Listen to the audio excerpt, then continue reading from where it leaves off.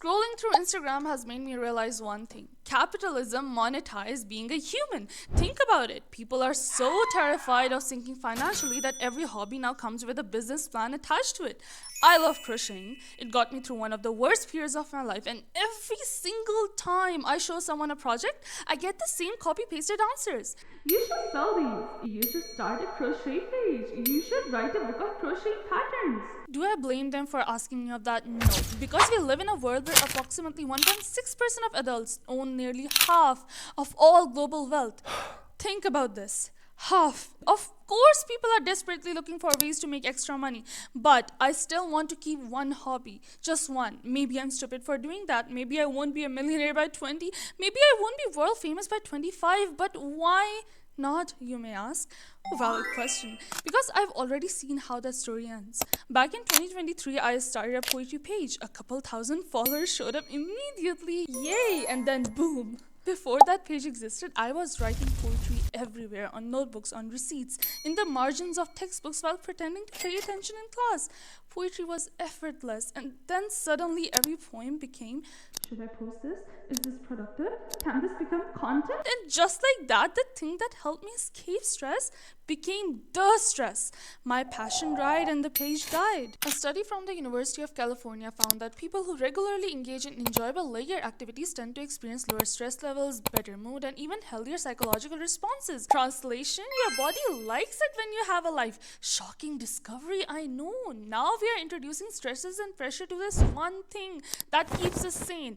Nothing kills artistic passion faster than hearing the words content strategy. One study published in the Journal of Psychosomatic Medicine found the people who participated more frequently in enjoyable leisure activities showed decrease in cognitive decline. In other words, the hobby was working. It was fixing the problem. And then we looked at it and said, cool, let's add deadlines. And the weirdest part, people don't even realize they're doing it anymore.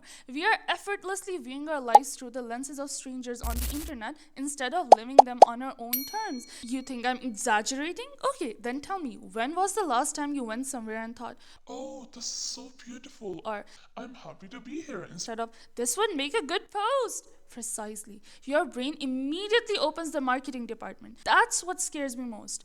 Not monetization, not side hustles, not even our self-made hell that is capitalism. Nuh-uh.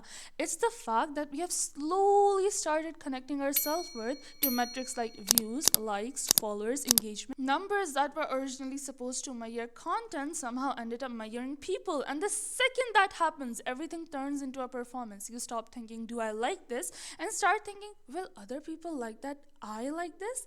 That's 100% different question and 100% different way to live. Because eventually, if every hobby becomes content and every interest becomes a brand, then what is left that's yours? What do you do when nobody's watching? Who are you when the audience leaves?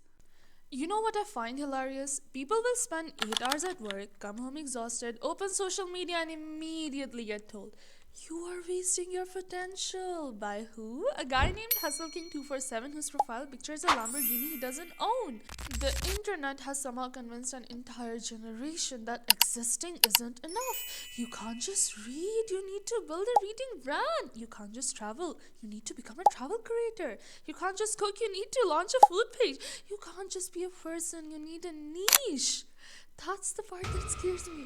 Because niches are for content. Human beings are supposed to be messy. You're supposed to have random interests. You're supposed to suck at things. You're supposed to waste time occasionally.